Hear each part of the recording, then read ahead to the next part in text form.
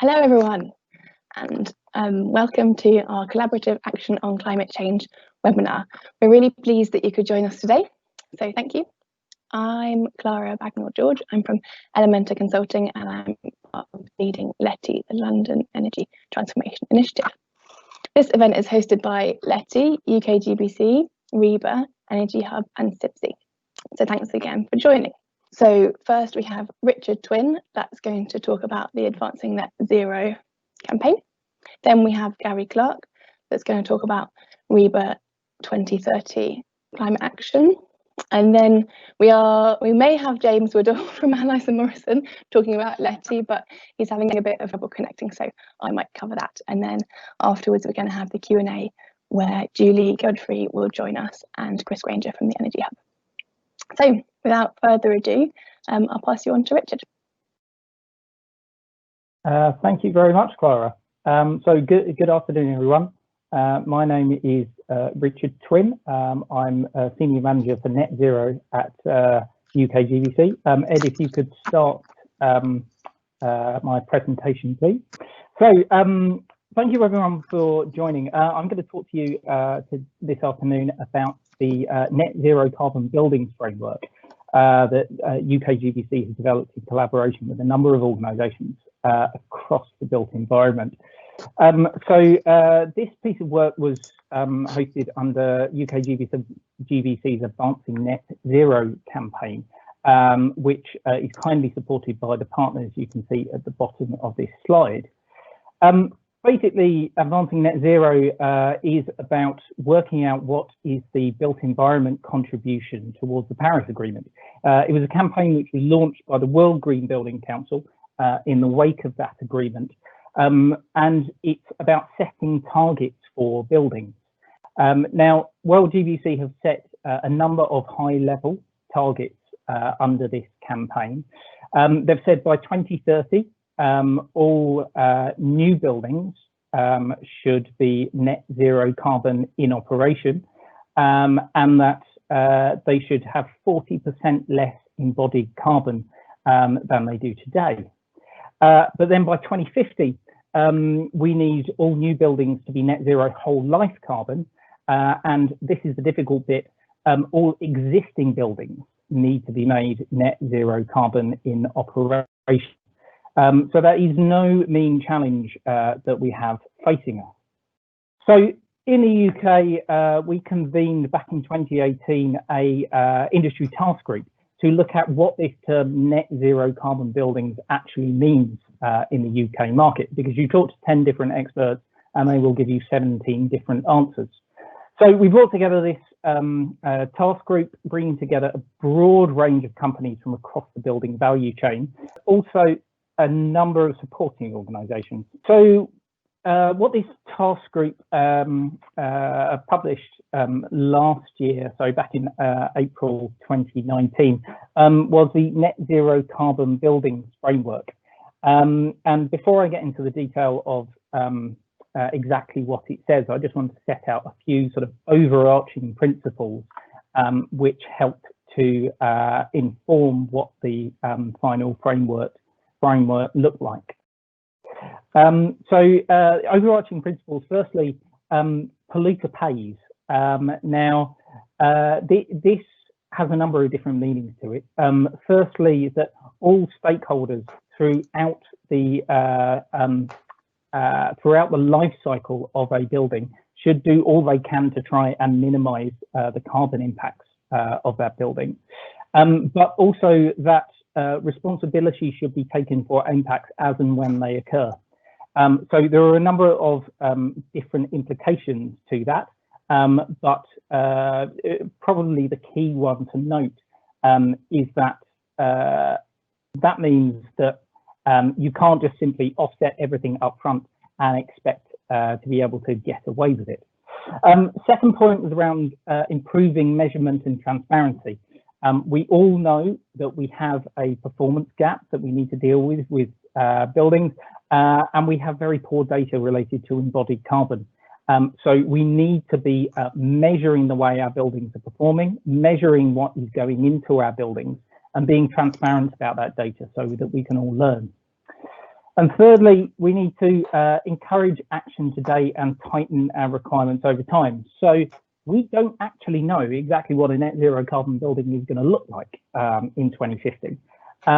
The goalposts might change slightly judging by how technology develops, but there are certain things that we can do today in order to try and get us there. So the net zero carbon buildings framework sets out 3 specific scopes for net zero carbon. Firstly, net zero carbon for construction. So this is looking at what's called upfront embodied carbon, everything up to practical completion for a building. The second is around operational energy.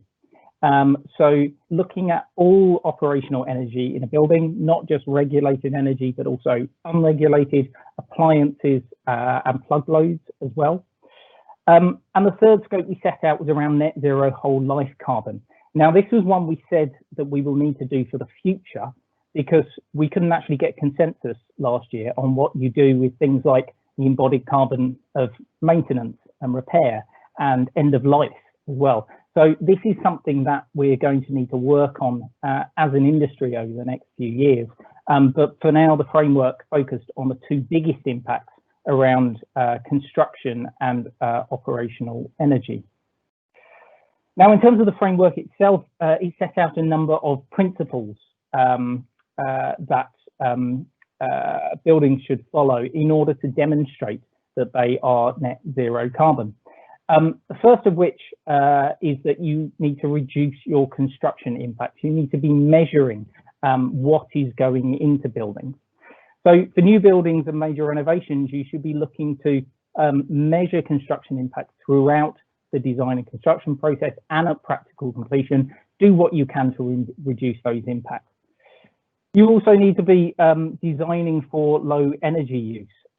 Energy efficiency is almost always the most cost-effective way of reducing carbon emissions, so we need to try and maximise the energy performance of our buildings.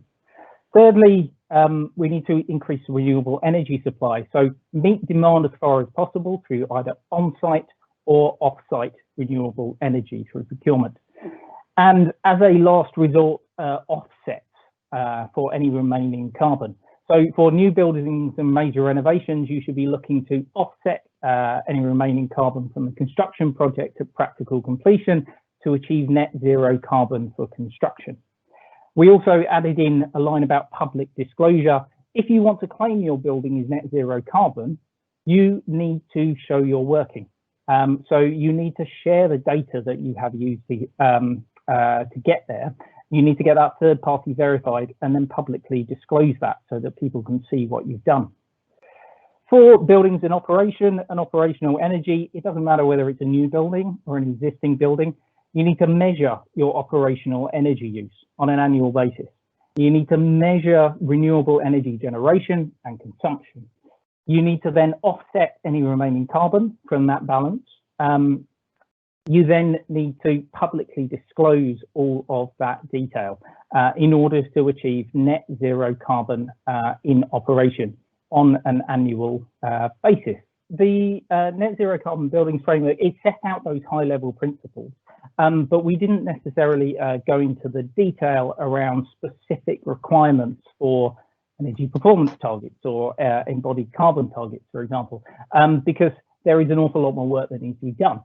However, we have started to do work more recently looking at energy performance targets specifically for offices. So we have done some work recently with Verco, Better Buildings Partnership, British Property Federation, looking at what are called Paris-proof targets for achieving net zero carbon. Now, this is a concept which says that we will only have a certain amount of renewable energy capacity as a country in 2050. Thereby, we need to reduce energy demand for the entire economy down to that level by 2050 in order to achieve net zero carbon for the whole economy. Now, very roughly, we looked at government projections and saw that the renewable energy capacity we're likely to have in 2050 is about 60% lower than the current energy demand across the entire economy. So if you then apply that principle to buildings, you can then start to look at what kind of magnitude of reductions and energy performance improvements we are likely to need over the next 30 years. So we set out what we called some Paris-proof targets, which we aligned with the work that LETI has been doing around the Climate Emergency Design Guide and RIBA's 2030 Climate Challenge. Basically coming out with targets which says you need to achieve around 70 kilowatt hour meter squared per year for net lettable area, or 55 for gross internal area, and 70 for net lettable area. Also DEC B40 or neighbours 6-star.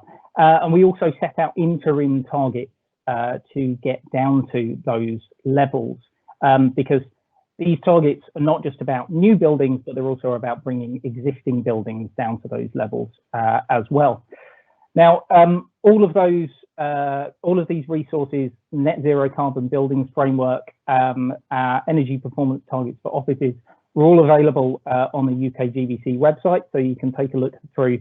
UKGBC, we're going to be doing some more work this year, specifically looking at producing guidance on both renewable energy procurement and on good practice for offsetting as well as looking at what other targets are being produced across the industry that we can help to adopt within the framework. But I will leave it there. As I say, you can look at our website for all of the details of those, and we can circulate links afterwards. But for now, I will hand over to Gary. Thank you. Right. Okay. I'll give it a go. Now, I suppose the first thing to say is hello, everybody. I'm Gary Clark. I principal at HOK and also chair the Sustainable Futures Group at the RIBA.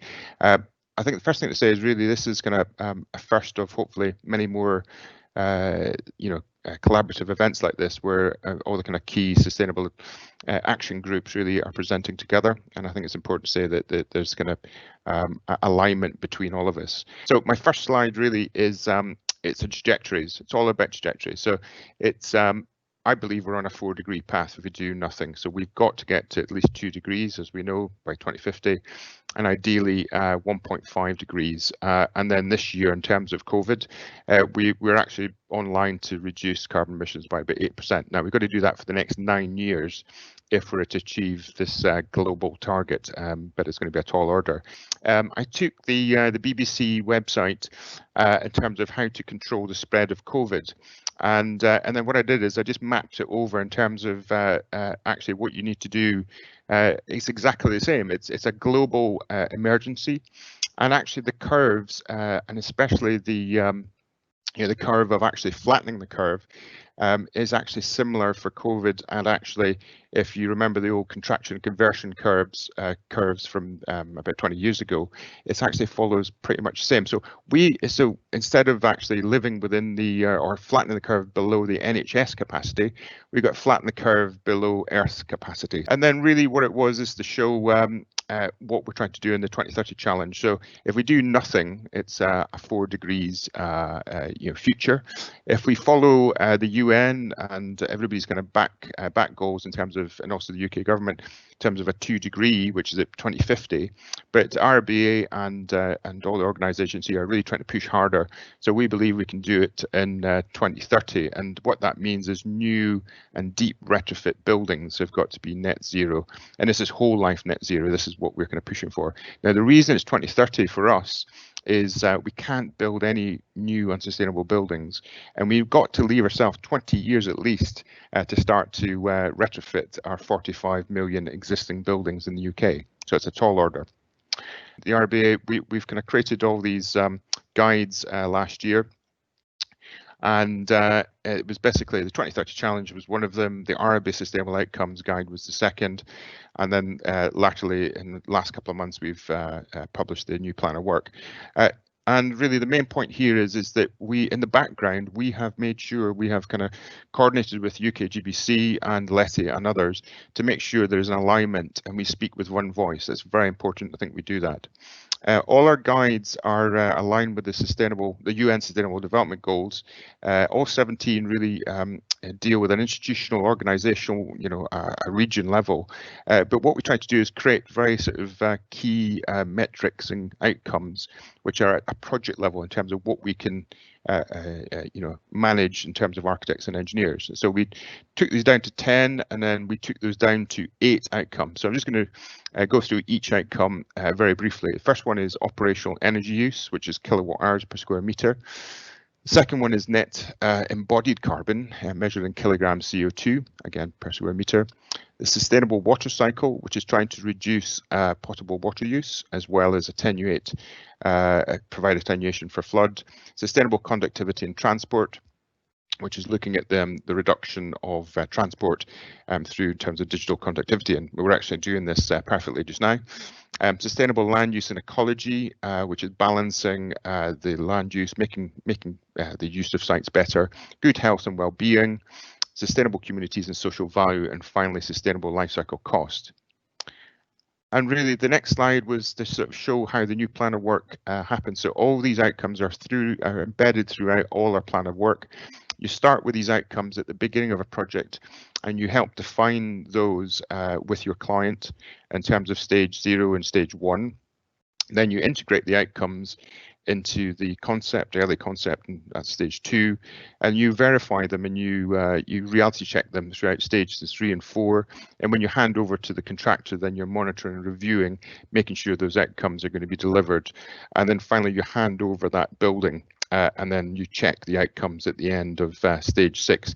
Now, the new guidance is saying we're really asking architects and our engineering colleagues to do a light touch post-occupancy evaluation at the end of stage 6, which is the end of defects liability period, and then feedback that information in terms of the next project, but also to help in terms of in-use performance. The metrics we're going to have to get back on. If you can't see the slides, then I think we'll kind of follow that later, but you had a debate. But effectively, what we're saying is we take benchmarks and then you hit a 70% reduction of those for operational energy. You're doing well, and then you offset 30%. That's basically the rule of thumb. We've done a top down. For embodied carbon, we think it's about a 50% reduction in terms of embodied carbon with the design of the building. And then we say you can then offset 50%. And we've also got potable water use, which is a 40% reduction. And we make sure that we don't have any unintended health consequences. And we've got different targets for non-domestic, which we hit a sort of a target of about 55 kilowatt hours per square meter, which is a DECA rating. And then really all we're going to do is end with a few slides of some fantastic projects, which we can do it, and some of us are doing it. And really the thing is we've got 10 years for the entire profession to upscale to the level of our leading sustainable architects. So we've got Justin Beer here, fantastic house, Lark Rise, which achieved a net positive reduction. So basically it produced more energy than it needed, and that powered an electric car. We've got last year's Sterling Prize winner, which achieved a 90% reduction with Passive House, and that was with very minimal renewables, and embodied carbon almost hit the 300 kilograms CO2 per meter squared target. Moving up a scale, going into refurbishment, retrofit is obviously the biggest thing. Energy Sprong is really sort of aiming for that sort of net zero, actually on site. So, and again, the cost of that is obviously is an issue. Alison Morrison, so if James isn't here, then here's one for him, and it's basically the Ash Court at Girton, Cambridge that achieved the 2030 target. So 70% reduction with on-site renewables, and obviously then the college would then have to offset to then achieve the 2030 challenge, but doing extremely well. And then going up in complexity, this is a non-domestic building, which is Enterprise Centre, but I think we all know that. It's the best performing higher education building in the UK that hit the 2030 challenge in terms of a 70% reduction with no significant renewables. And the final example I was going to give was the Everyman Theatre, which is a beautiful piece of architecture, and it hit the 2030 target, so 70% reduction, primarily for a naturally ventilated scheme for a very complex theatre. So it means we can have our cake and eat it. We can have beautiful buildings, and we can actually create our carbon reductions as well at the same time. We were then looking at the benchmark of where we are, and really this is what we need to do. We need to benchmark very clearly, and that's actually the debate we're going to have in a minute. And that was really it. I was just going to end on a slide saying we need to keep this collaboration going, and we're working in the background with all the groups, and hopefully we're going to have lots of new guidance to share with you later this year. So thanks for joining us. My name is James Woodall. I am Sustainability Manager at Allies and Morrison during my day job. But here today, I'm to speak to you about LETI, which is the London Energy Transformation Initiative. And we're going to give you an overview as to some of LETI's work over the more recent periods from the last year or so around net zero carbon. So people often ask, who are LETI? And the best way we can describe it is to say that LETI are a network of over 1,000 built environment professionals.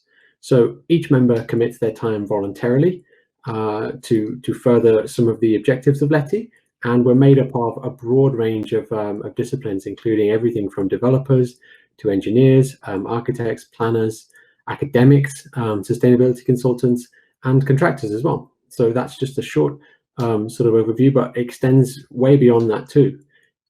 And this is what really brings us together. So we work together in recognition of the climate emergency. And our main aim is to help stimulate industry action in pursuit of what we see as a zero carbon future for the UK. So ultimately what we're trying to do is push our peers towards a more sustainable future.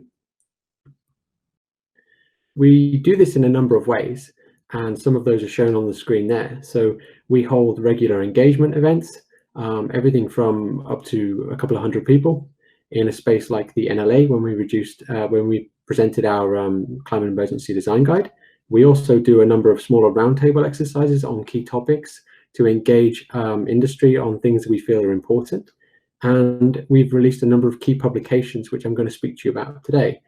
Lastly, we also work with a lot of local authorities and government to help inform policy.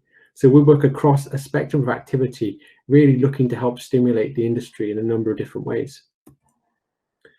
These four terms try and sum up best who we are as LETI and how we work. So first off, we're a collective of individuals, and it's important to point out, I think, that we're affiliated not through our companies, but as individuals. So that's how we commit our time voluntarily, through as individuals, not necessarily through the companies. We offer everyone who commits their time and resources to us, we offer that ability to participate and contribute. And we feel that's an important part of what LETI do. We're impartial. So again, this is a really important point, that we occupy a kind of neutral territory without any formal affiliation. So this allows us to be entirely self-directed in the work we do and the position we take on what we put out. And finally, we're provocative. So we recognize there's a need to push industry in a direction that it might not feel comfortable going, and we have to be successful at that. So we feel that's a necessary part of what we do as well. This graphic or diagram sums up our approach at the moment when it comes to net zero carbon. So we call it the path to zero carbon, with 2030 being our endpoint, in that we see 100% of all new buildings needing to be designed and built to net zero carbon and performing in net zero carbon, most importantly, by 2030. But the most important element of this graphic is actually the ability to track back and see for these key milestones where we need to be at specific points. So you can see that 10% needs to be done by where we are right now at 2020. LETI's origins began with this document, the Getting to Zero document, published by Elementa, and it was the output from a massive engagement exercise and consultation event on London's energy policy moving forward, though many of those recommendations are now evident in the New London Plan, which is upcoming still. We then looked at the net zero carbon agenda and recognized the huge amount of input and opinion that went into this document by the UKGBC. So we felt the need to really evolve some of those recommendations, which were obviously broad enough, but to speak to a number of different stakeholders with different ways of communicating their different concerns as well, to distill those down into more of an executive summary of key requirements that people can, use as that sort of summary as to what they actually need to deliver in order to achieve zero carbon. And this was the result. This is our net zero carbon one-pager that we released in late 2019. The main point is that it uses 5 key categories, and those are listed along the left and right hand sides. And one of the main points is that we use a key metric for energy use intensity, which is the EUI, to sum up where we want to go in terms of a building's energy demand. And this is a key diversion from where regulation is right now, which uses a relative percentage with the notional building to determine a building's efficiency. So we see this as a critical step in delivering zero carbon operation rather than just simply in design. And this has been well received by a number of different organizations, and we see it referenced in everything from policy documents to best practice guidance.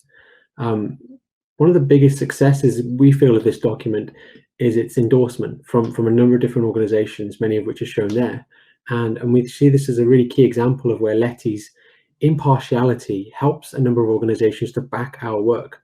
So a good example of that is that it's now referenced in CIBSE. CIBSE have just created a new website referencing where the overlaps sit with CIBSE's one-pager and its own guidance. And it's also listed as a best practice example in the RIBA's new Sustainable Outcomes document as well.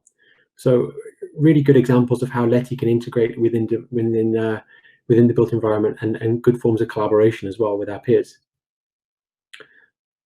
So then I'm going to speak to you about the Climate Emergency Design Guide, which we released in January this year. And if you imagine the one-pager sets the targets around where we need to get to for zero carbon, we really see the design guide as the mechanism to see how we get there. So the guide explains why we got to the targets we did and how to design to a building that meets these targets ultimately. This graphic shows you what a kind of a building level operational zero carbon balance looks like. So ultimately, we're trying to balance out the demands of that building in its operational sense with whatever on-site and off-site renewable provision is there to generate the electricity to meet that. And the scale is ultimately the equilibrium between those two elements together. That's a relatively simple thing to convey. How we do that and apply that model to a national context is a little bit trickier, and that's the challenge that we set ourselves with the design guide. So we're trying to take a lot of that and balance it with our rapidly decarbonizing energy supply. So we're seeing here that if your building doesn't meet the zero carbon balance that we've set, there won't be enough renewables nationally to satisfy that and ultimately arrive at a zero carbon balance for the UK. That leaves us at an excess, and ultimately what we'll be doing is stealing energy from our neighbours to compensate for that. So that's a conceptual background of what the design guide is trying to do. This is a summary just of the chapters that we felt were critical elements to achieving a zero carbon agenda. So it's been split into operational energy, embodied carbon, future of heat, demand response, and data disclosure. And it's important to note that embodied carbon, we set it out, yes, it is a chapter within this guidance, but it also took on a form of its own because we realized pretty soon in that there was a lot of information to consolidate within that guide. So I'll speak about that guide a little bit later on. I won't have a chance now to go into each of the chapters, but we'll be able to speak to that at a later point. One thing the design guide does do, we feel very well, is set out a number of different archetypes. So it lays out best practice requirements for a number of archetype buildings, and that's including 2 types of residential, small scale, medium and large scale. It does schools and commercial buildings as well for offices. And together they represent 75% of the new buildings likely to be built between now and 2050. So a very important piece of our zero carbon agenda. What they show are an executive summary of the key performance indicators that we've set for these types of buildings in order to meet the challenges we're setting out as well. And we've also broken down what is necessary to achieve those indicators by RIBA stage as well. So to give everyone a sort of index as to what needs to be done at what stage, rather than just provide you with requirements and establish that, these are what needs to happen. It's more important to say what actions need to be taken at what stage in order to facilitate those outcomes. These are an example of what the key performance indicators actually are. This is within the operational energy section. So we have the energy use intensity targets that I spoke about, and those are straight through from the one-pager that I talked about. Then we have space heat demand targets, which are consistent with the passive house methodology. and also I believe with the 2030 challenge as well. And there's also renewable energy generation targets too for each of those different aspects, representing the scale and the feasibility to incorporate renewable energy within each one.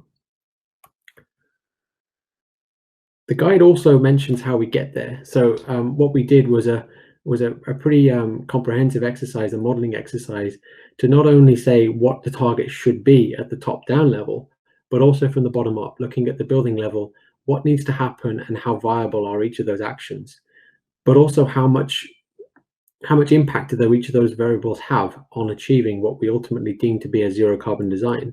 So we've established that, or we've laid out in a graphic format like this, what holds the kind of highest potential to deliver these savings. So, you know, consultants can reference this guidance as a form of best practice in order to get there and see some of those initial steps rather than have to recreate what they're trying to do ultimately. The last point around guidance that I wanted to point out was the embodied carbon primer, which I mentioned took on a completely form of its own. So this diagram outlines the life cycle stages from cradle to grave. The aim of the embodied carbon primer was really to consolidate what is a wide range of existing resources and opinion into one consolidated resource for practitioners and policymakers. So a really consolidated point of best practice for everyone to use consistently across the built environment. This also prompted us to consider our work feeding this wider notion of whole life carbon. So in delivering zero carbon buildings operationally and embodied carbon reductions that look at circularity as a whole, what do those ultimately provide? And we're considering that to be the culmination to be whole life carbon building. So you can see along the bottom edge how each of those chapters from the climate emergency design guide along the left-hand side and the embodied carbon chapter along the right ultimately feed this common goal of achieving whole life carbon. The embodied carbon primer shows different building types by breakdown, and you can see this is a really good graphic because it shows how pertinent the issue is and how important it is to start focusing on embodied carbon much more. So as we deliver low carbon buildings and low energy buildings, that proportion of embodied carbon along the right hand side here actually increases to as much as 50%. So it will form the predominant share of what we're building in terms of carbon impact. And the guide also shows elemental breakdowns, which are incredibly important to look at it by different discipline. And these can help with design exercises when you're looking at, you know, which elements form the lion's share of different building types and how to address them. And then we set out our whole life carbon targets as well for each industry, and these were developed in collaboration with the 2030 challenge to make sure that our targets were aligning as much as possible. The appendices, it's worth noting, are actually a really, really important part of this document.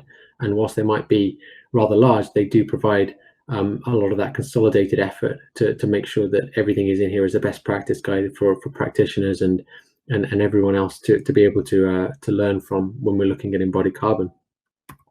One final point, because I'm conscious of time, another exercise that we did take on in 2020 was for the Part L1A consultation for building regulations this year.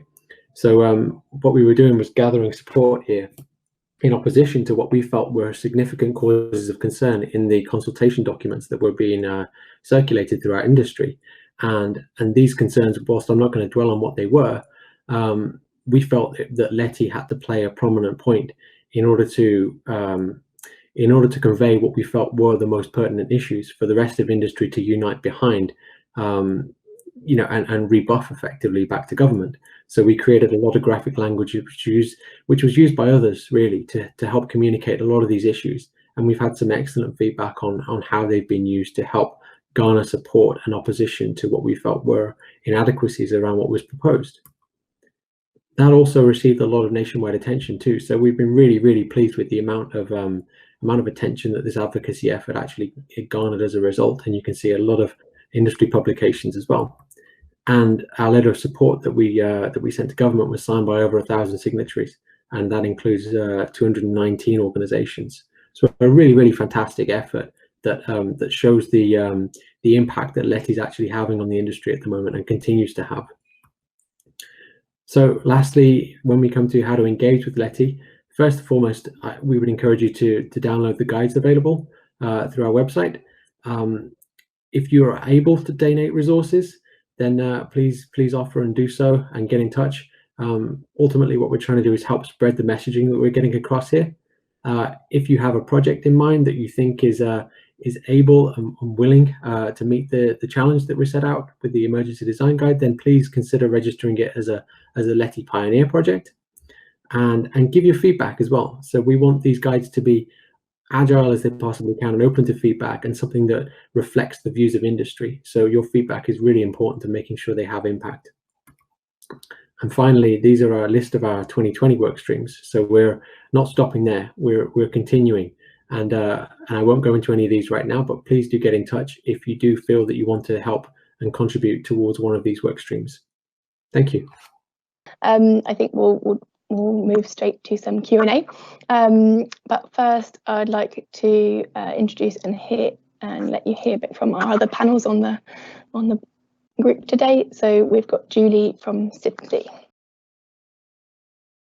I'm technical manager at CIBSE, and so very briefly, we've always had guidance on energy and carbon, but then last year we thought that we should have an action plan.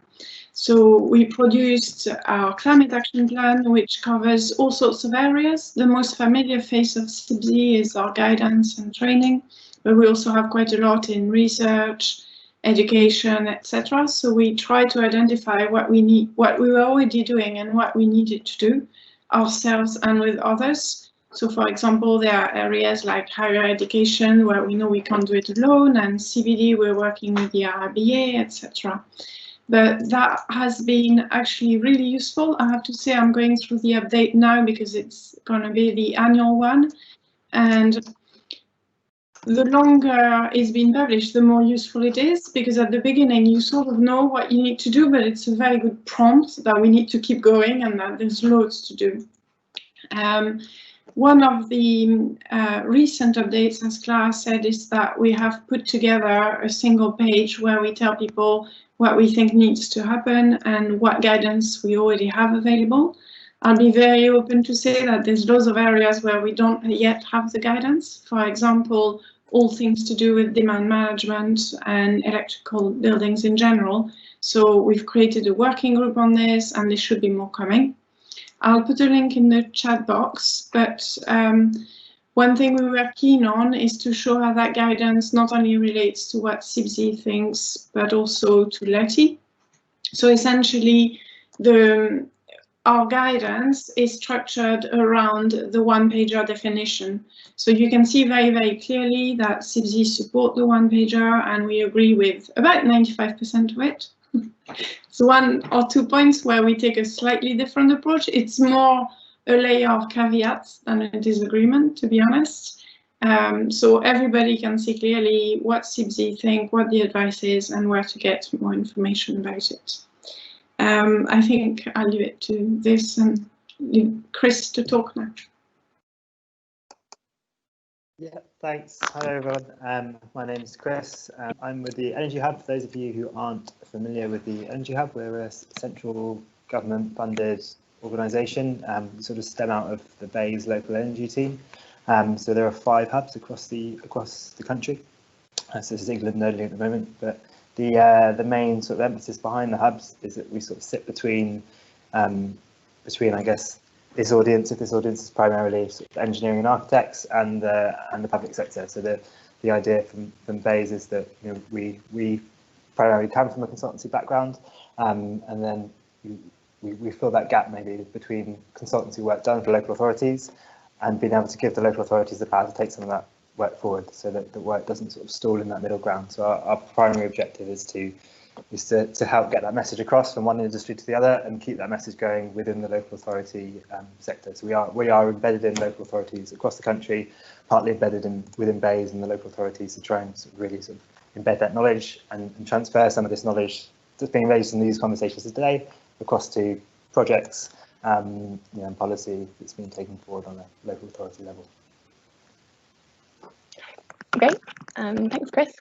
So we're going to start with our first question. So I think we'll start with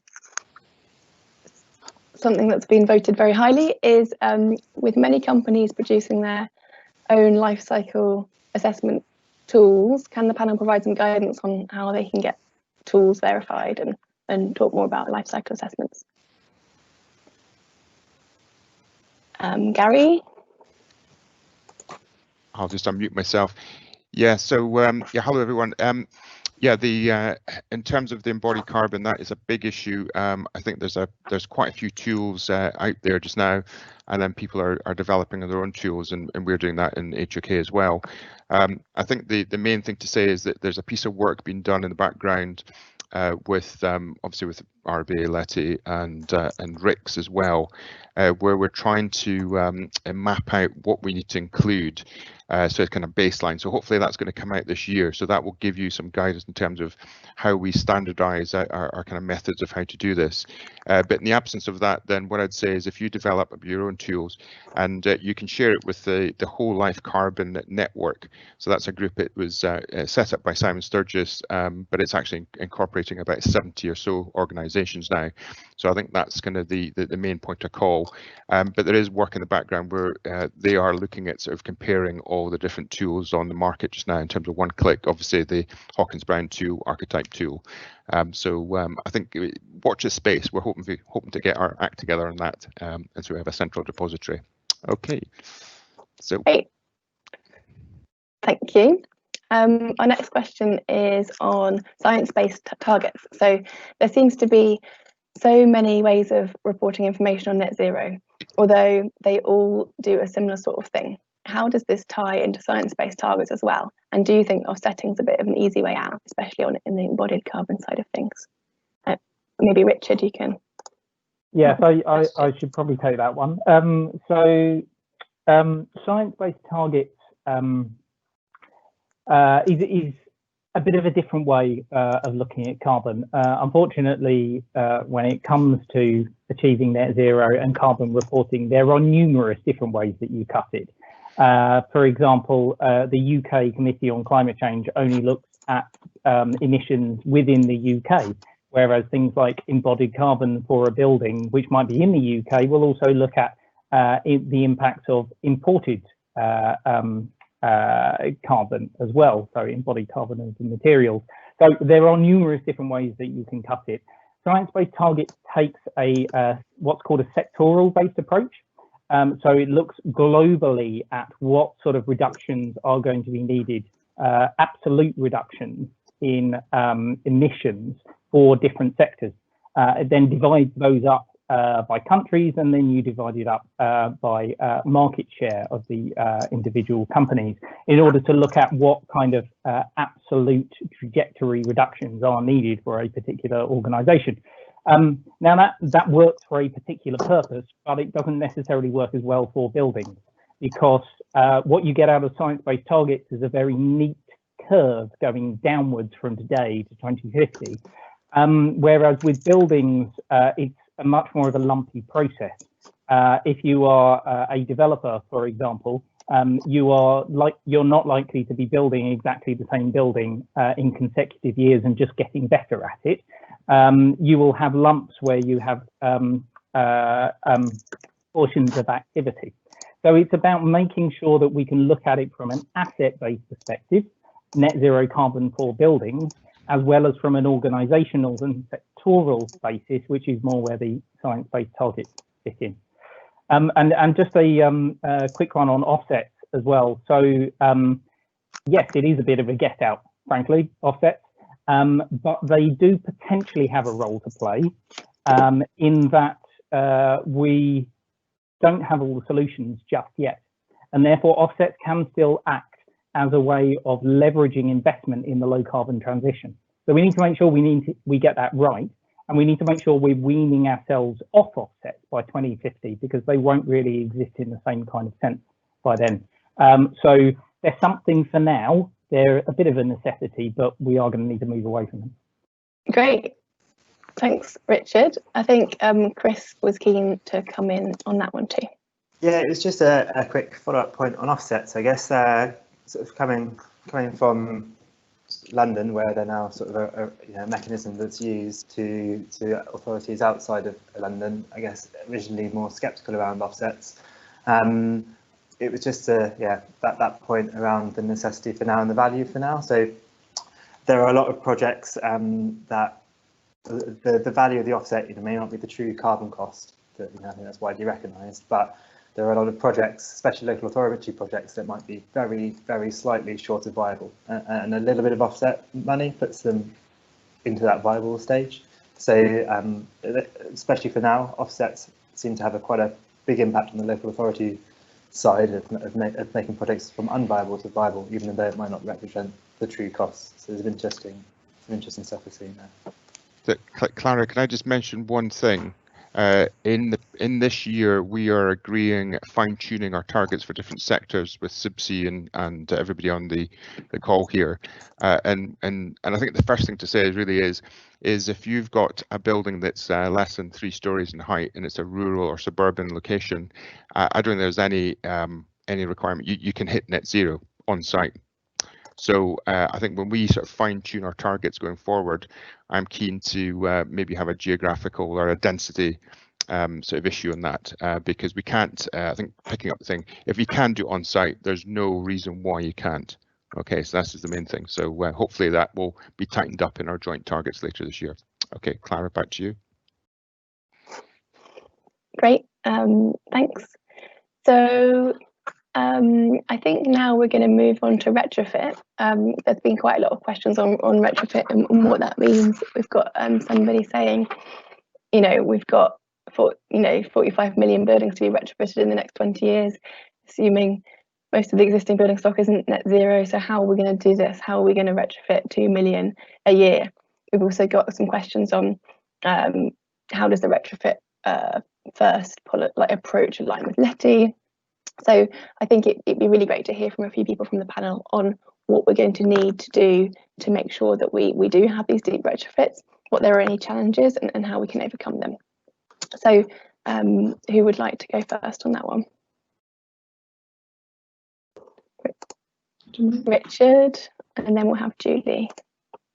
Yes, okay. So you could have a whole webinar series on retrofit because yes, as it's been said, we do have over 40 million existing buildings in the UK, and that works out at I think it's just over 3 buildings per minute, every minute between now and 2050, which we need to retrofit.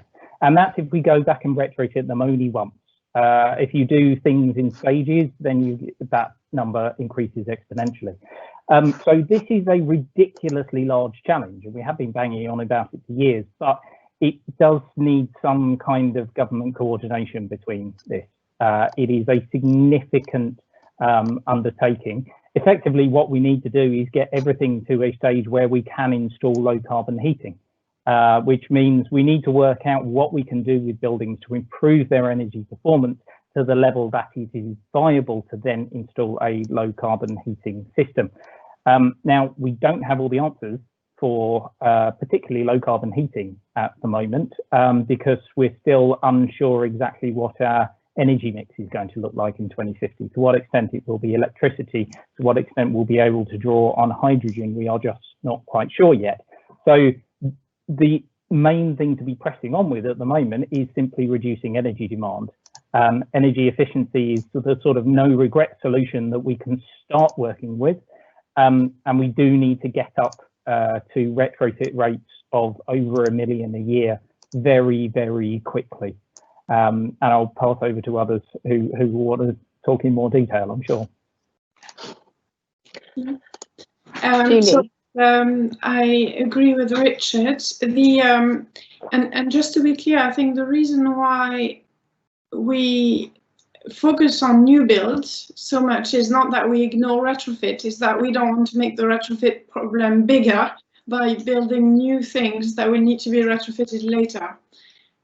So that's one thing. It's definitely a big work stream, and LETI have started, CIBSE are supporting it.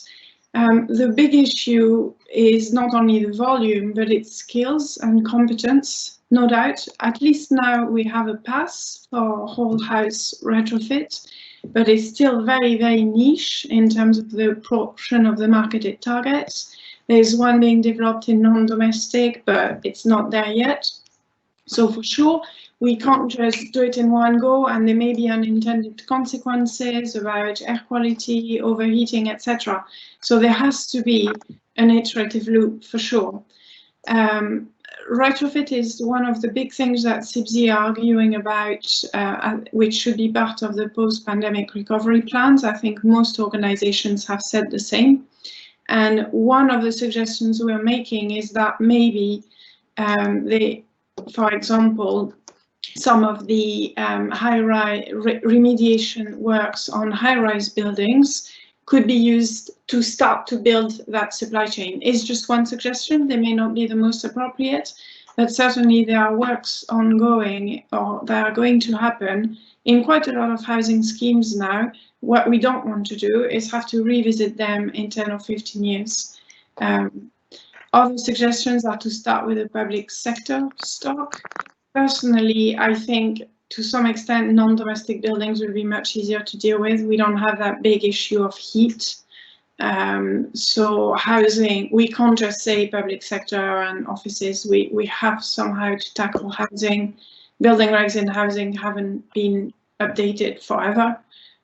So that's an obvious step, as well as skills, but really training is, I think, the big issue to tackle. Great.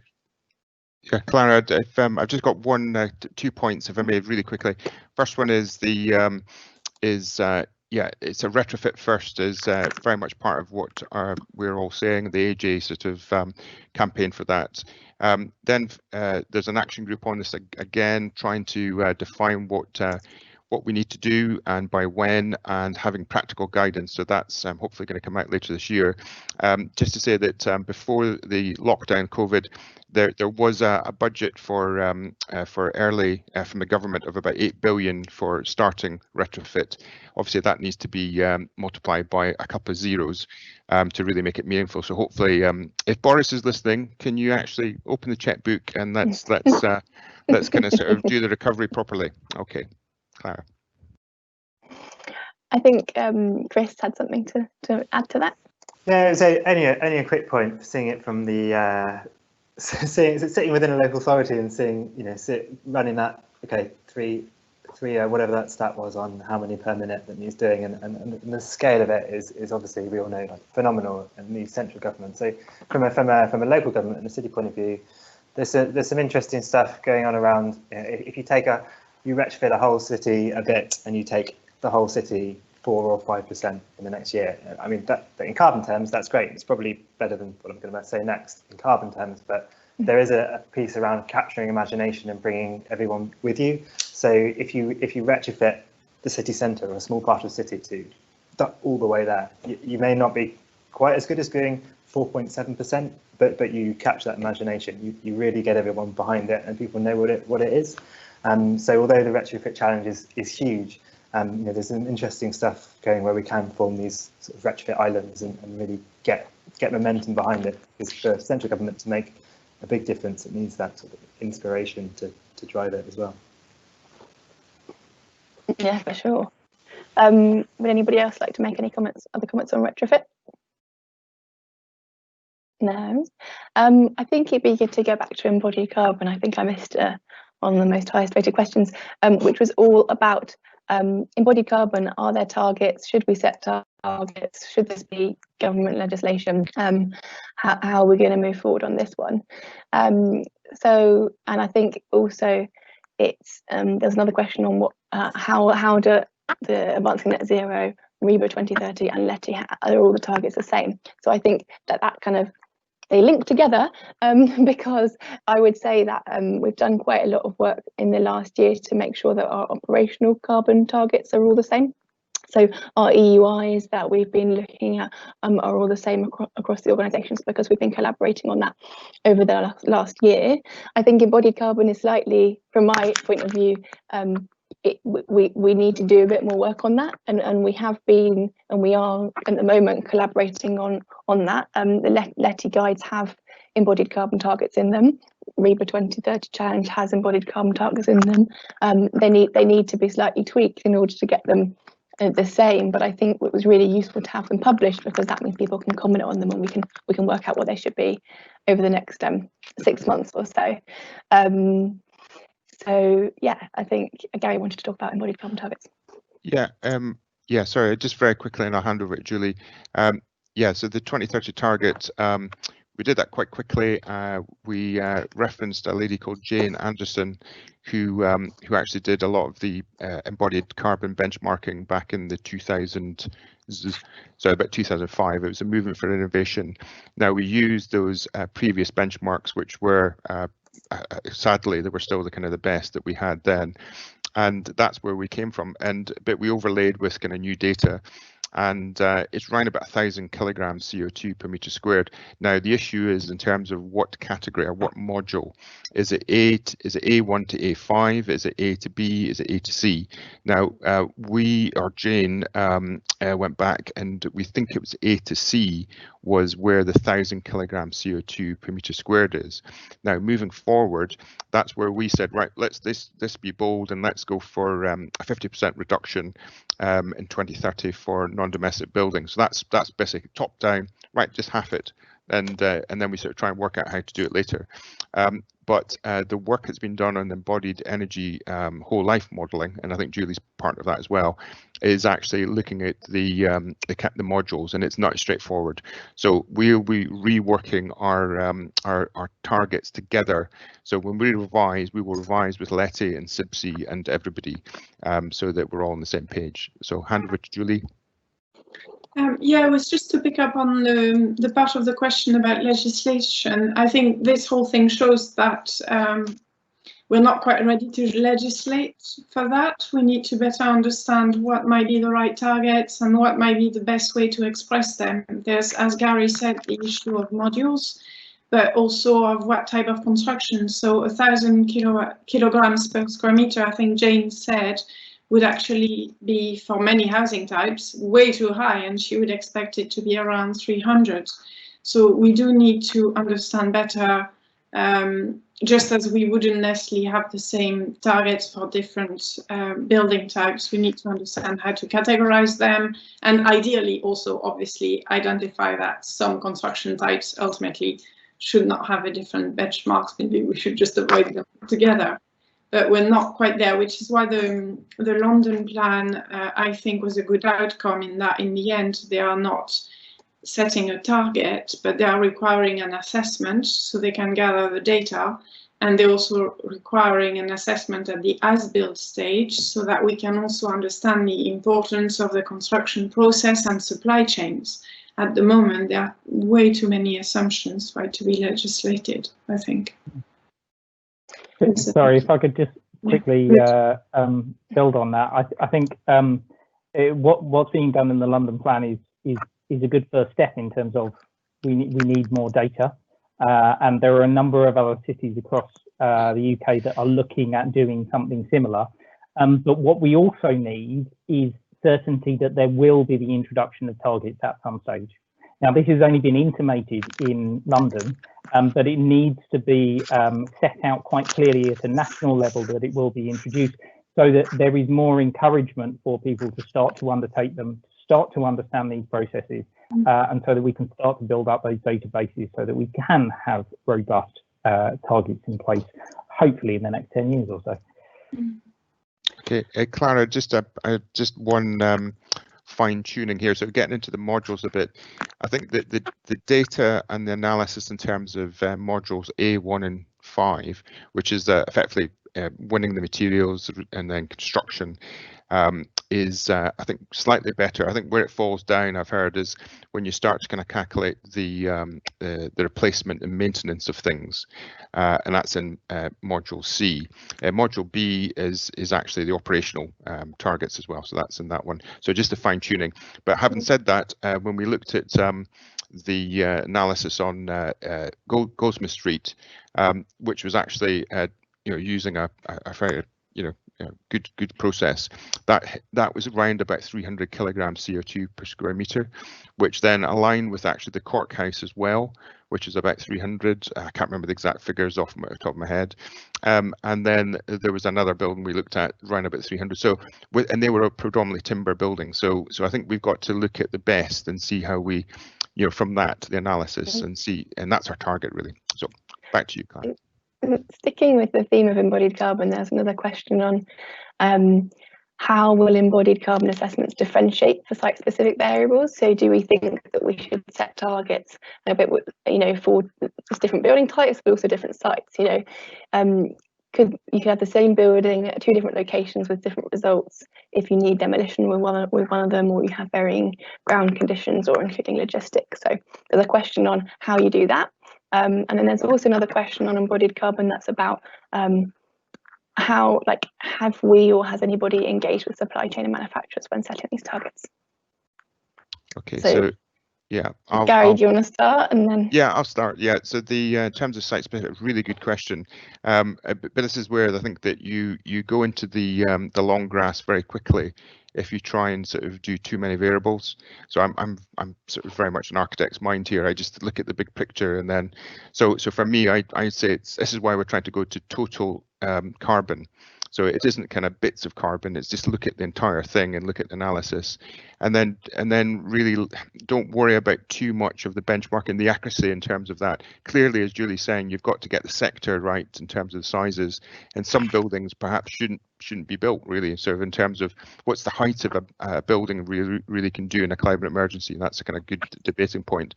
So so I would say yeah, I mean, I think that there is kind of key categories we need to look at, but I wouldn't go into too much detail for me, and it really makes sense in terms of how do you approach a site. Clearly, if you're in sort of boggy ground, that's going to be big problems, and maybe you shouldn't be building there in the first place. So that's that one. So yeah, Clara, back to you. Would anybody else from the panel like to comment on that, or should we move on? I'll come in quickly on that. Actually, Richard, sorry. Yeah, while you do that, there's a specific question for you actually, roundabout on this. So you could say your point, and there's a question about One Click LCA has a new free cradle to gate tool that has much promise for making carbon data sets more accessible to designers. Would you be able to comment on the UKGBC's work to make this tool readily available to UK industry? We are talking to One Click LCA at the moment about what we could potentially do about that. Unfortunately, I can't really share much more in terms of what our plans are just at the moment, but hopefully might be able to do soon. I think just coming back to this point about site specifics as well, and about benchmarking. This is where you sort of need the dual approach of both a building level carbon analysis, but also looking at the product level as well. And this is the importance as we move away from the European Union, as we still seem to be able to, that we maintain high standards in terms of products, and have a look at more consistency in terms of how we are expressing the carbon content of different types of materials. Now, that needs to be done in close collaboration with the manufacturing sector, because they have their ways of doing things, and they will be the ones that best understand how the supply chain works.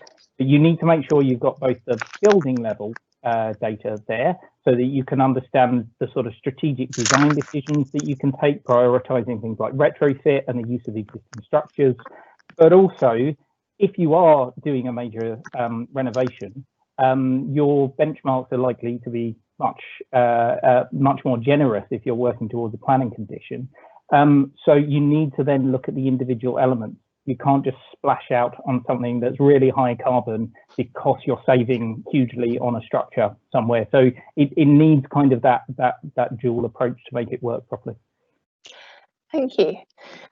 We've got just 4 minutes remaining, so I thought we'd try and cover another topic, as there's a wide variety of questions being asked. And apologies to the attendees, because we won't be able to answer all your questions today, but it's definitely really interesting to see them, because we can help. That helps us understand the direction of travel of what people are interested in. So the question is, the World Economic Forum report explicitly indicates that the rate of innovation and technology adoption has been meagre in the construction industry compared to other industries. What's the role of technology and innovation in net zero buildings, and how will we increase grassroots innovation in the built environment? Who would like to answer that? It's a great one for Julie to answer. Okay. So in terms of encouraging grassroots innovation, I let others speak, but the good news is that actually, in most cases, the best performing buildings are not necessarily the most innovative, or certainly they are not the most, they're not the ones with the most new technological gizmos. They are innovative, I would say, in the way that they approach performance, in the way that they set performance targets contractually. This is still innovative. It's not technical, but contractually it's still uncommon. It's they're innovative in the approach to quality on site, to how they communicate within the team, and to the way they check everything afterwards. But when we did a review of the best performing buildings in the UK last year for the Green Construction Board, actually none of them had something particularly fancy. What was extremely innovative and impressive is that they actually did every single thing that we know needs to be done for a building to be low energy. I'm not saying that there is not a role for innovation, but we already know how to do it if we need to, and certainly that's the case on new build. Thank you, Julie. Yeah, would anyone else like to chip in? I think Chris? Yeah, it's just to echo that point, I guess, from a point of view of, sort of seeing energy strategies come through and be evaluated. There's a lot of, on the other side, when something comes through that's really innovative and sexy, everyone loves it, and sometimes those sort of projects can fly through planning. But it's important that the conversation on embodied energy stays at the forefront with the innovation conversation, because otherwise, if one goes ahead of the other, typically those more innovative projects, you get individual heat pumps in every single room before you know it, and sometimes that innovation discussion goes ahead of some of the sort of embodied carbon discussions. So hand in hand, there's some really interesting stuff going on, but there is the risk that sometimes one goes ahead of the other, and you risk a lot of kit rather than sort of the simplest solutions. So, Clara, I've got 30 seconds maybe, but just be really absolutely clear with everybody on the call. The best thing you can do in terms of research is to go back in and understand how your buildings work and help your client make the better use of the building. And that's where if we go too fast in terms of innovation, we might create problems for ourselves in the future. Look back at the 60s. Okay, so we've got to go back and understand how our buildings work. Thanks, Gary. There's a quick question that I can easily answer. That there is a question saying we've noticed some conflicts between BCO guides, the BCO current standards, and meeting the EUIs that are outlined in across CIBSE, RIBA, and UKGBC and LETI. And I think it's important to note that there are quite a few people working on this right now. I know some people at the edge and are starting to have conversations with the BCO about this. So although there are conflicts at the moment, I really do hope that they'll be resolved in the coming few months. There was another question on different archetypes.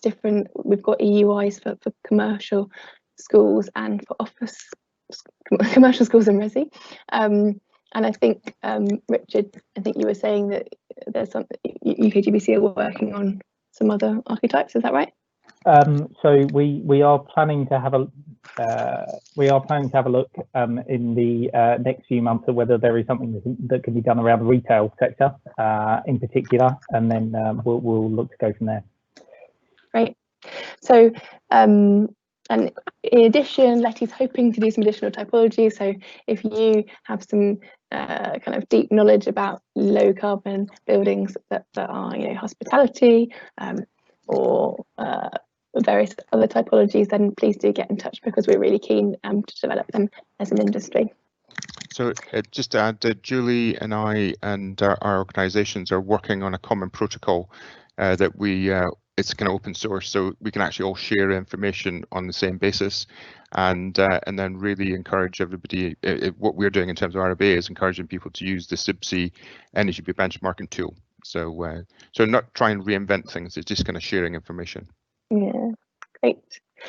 Okay, thank you so much to our panel, and thanks for all of you at home who've joined us. I guess I wanted to leave saying that LETI doing quite a lot of different things this year. So there were a few questions on hydrogen, and we didn't touch on them, but if you're interested in hydrogen, email admin@leti.london, because we've got a work stream on that. We've also got a work stream on retrofit, so we'd be really keen to get more people involved in that, and we're looking to produce guides on what net zero retrofit looks like, what net zero embodied retrofit looks like. So that's kind of the next steps for us as a group, together with the organisations on this call. Would any of you from the panel like to make any closing comments before we leave? No, I think there's a few people from the panel waving. So yeah, thank you again for all of you that listened to us today. I really hope you have a nice rest of your afternoon, and we will be in touch via email, sending you some hopefully more useful content to digest. Okay, thank you. Bye.